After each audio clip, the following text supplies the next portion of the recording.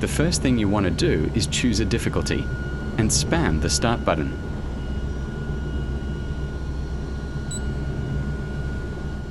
After the cutscene, you want to grab a blowtorch, screwdriver, tape, and mop.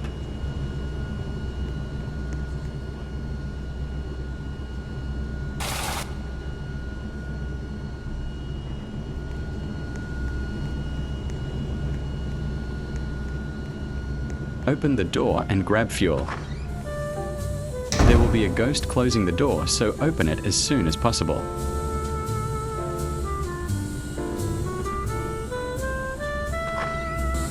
Here's the plane's cockpit and all of the plane info.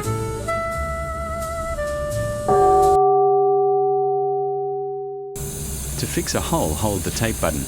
Then slide the tape to the right. Go to the fuel pump at the back of the plane and pump it until the oxygen is full.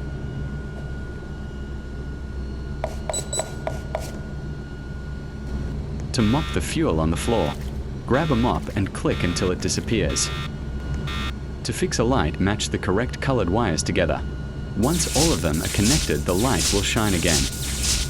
To fix the navigation, you must click the buttons which turn green.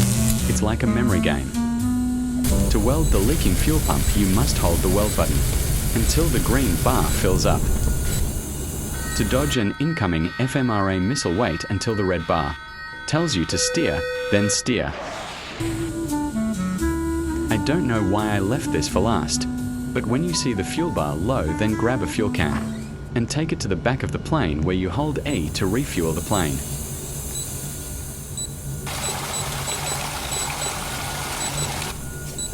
Fueled. The co-pilot is a normal class, everyone has it. It is nothing special and it has no boosts. The janitor cleans puddles faster. Pilot fixes the navigation faster. Welder welds the pipes shut faster. Electrician fixes the lights and navigation faster. Handyman fixes the lights and navigation faster and spawns with a random tool. The mechanic fixes everything faster except the lights. And the experienced technician fixes everything faster. The point of the game is to fly on that plane, fix the problems to prevent death or crashing.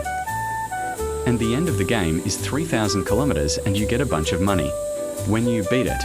In insane mode, you have to buy tools, and in endless, you can go on forever and beat the world record. Currently, it's at 20,000 kilometers. There's a 1 to 6 player lobby, meaning that there can be up to 6 people playing at once, which is recommended to go further. Thanks for watching and please subscribe.